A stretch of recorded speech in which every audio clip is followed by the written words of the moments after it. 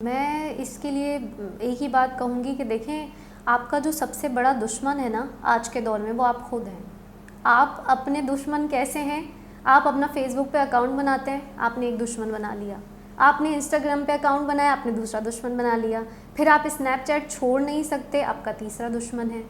ये जो social media के जितने ज़्यादा आप अकाउंट बनाते हैं ना ड्यूरिंग प्रिपरेशन, वो आपके सारे दुश्मन हैं। ये सारी की सारी डिस्ट्रैक्शंस हैं। ये क्या है, आप अपना फ़ोन जो है ना, जब भी मैं पढ़ती थी तो मैं फ़ोन को यूटिलाइज़ करती थी। हर चीज़ का अच्छाइयाँ भी हैं तो बुराइयाँ भी हैं, मेरिट्स भी हैं, डीमेरिट्स भी हैं, हर चीज़ के होते हैं। अगर मैं बताऊं कि मैं अपना फ़ोन किस तरह से यूटिलाइज़ करती थी, मैं अपने फ़ोन के अंदर जो है ना टास्क बना देती थी। क्योंकि आप यूज़ करें ना, मेरे पास जो है ना एक ऐप था, उसके अंदर मेरे डेली टास्क लिखे हुए होते थे कि मैंने ये सारे के सारे टास्क कंप्लीट करने हैं। जिसमें मेरा लिखा हुआ था, फर्स्ट मेरा रोज़ाना का रूटीन था। अखबार मैं आज भी पढ़ती हूँ, न्यूज़पेपर वो मैंने पढ़ना है, डॉन मैंने पढ़ना है। क्यों पढ़ना है? उससे मुझे वोकैबुलरी मिल जाती है, उससे मुझे करंट अफेयर्स पता चल जाते हैं, उससे मेरी क्रिटिकल एनालिसिस अच्छी होती है, जिससे मैं कभी भी कोई रिटन एग्ज़ाम भी देने जाती हूँ तो वो मैं क्वालिफ़ाई कर लेती हूँ। तो इतने सारे जो मैंने टेस्ट क्वालिफ़ाई किए हैं, इसके पीछे सिर्फ यही रीज़न नहीं है कि मैं बस दिन रात रट्टा लगाती रहती थी। रट्टा तो मेरा अच्छा था ही नहीं, ये भी मैं आप लोगों को बता दूं। क्योंकि प्री इंजीनियरिंग मैंने सिलेक्ट किया, मेडिकल सिलेक्ट नहीं किया। क्यों? क्योंकि मेरा रट्टा अच्छा नहीं था। मैं चीज़ों को समझ अच्छे से लेती हूँ, रट्टा मुझसे नहीं होता। इस वजह से जो है मैंने मेडिकल फील्ड भी चूज़ नहीं की थी। और बच्चों को भी यही करना चाहिए। और आप जो ये समझते हैं ना कि बस एक दफ़ा पढ़ लिया तो आपके दिमाग में स्कैन हो गया, आप कंप्यूटर नहीं हैं, आपके दिमाग में स्कैन नहीं हो सकता। आपने मल्टीपल टाइम्स उसको जो है वो रिवाइज़ करना है।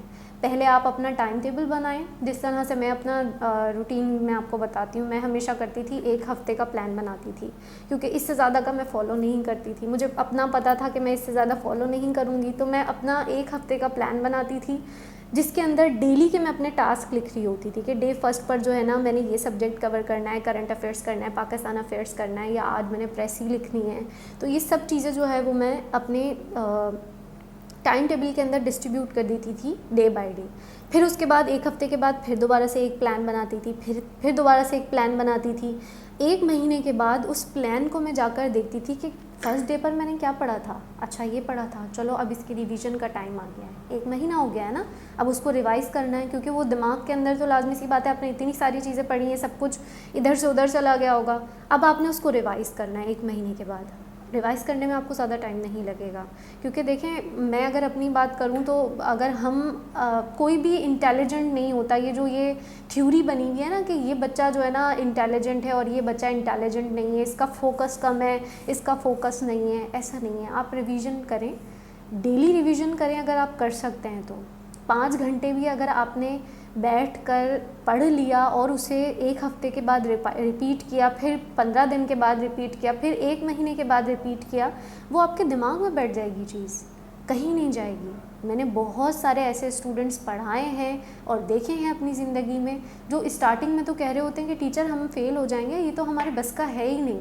फिर जब खुद एग्ज़ाम्स क्वालिफाई करते हैं, एक की मैं आपको स्टोरी बताऊं, मुझे बहुत ज़्यादा खुशी हुई थी। शी वॉज़ डिसेबल लेडी, और वो आई थी तो उन्होंने कहा, देखिए टीचर, मैं डिसेबल भी हूँ और है ना, मेरे दिमाग में इतनी सारी चीज़ें नहीं बैठ सकती। आपने तो करंट अफेयर्स इतना सारा पढ़ा दिया, आपने तो इतने सारे टॉपिक्स बता दिए, ये होता है, यूँ होता है, अब मैं क्या करूँ, मेरे दिमाग में तो इतना नहीं बैठ रहा। मैंने कहा, अच्छा, जितना पढ़ लिया है, जितना आपने लिख लिया है ना, उसे रिपीट करना, बार बार रिपीट करें, क्योंकि जो आपको आता है ना, आप उसमें गलती ना करें। बस हमारा एक ही जो है ना यहाँ पर मोटिव है कि आप उसमें गलती ना करें। उन्होंने जो मैंने उनको तरीके बताए, जो उन्होंने अमल किया उस पर, ऐसा नहीं था कि बस टीचर ने कह दिया बस छोड़ दिया, नहीं, उन्होंने अमल किया। और अल्हम्दुलिल्लाह उन्होंने जो है ना 17 ग्रेड की वो सब्जेक्ट स्पेशलिस्ट हो गई। जब उनका मैंने रिज़ल्ट चेक किया तो उनसे ज़्यादा शायद खुश मैं थी, क्योंकि मैं लिटरली उनके लिए दुआ करती थी कि या अल्लाह इनका हो जाए, क्योंकि वो बहुत मेहनत कर रही थी और मेरी नज़रों के सामने वो एक बंदी मेहनत करी है, तभी मैंने उसकी सक्सेस स्टोरी यहाँ पर बताई।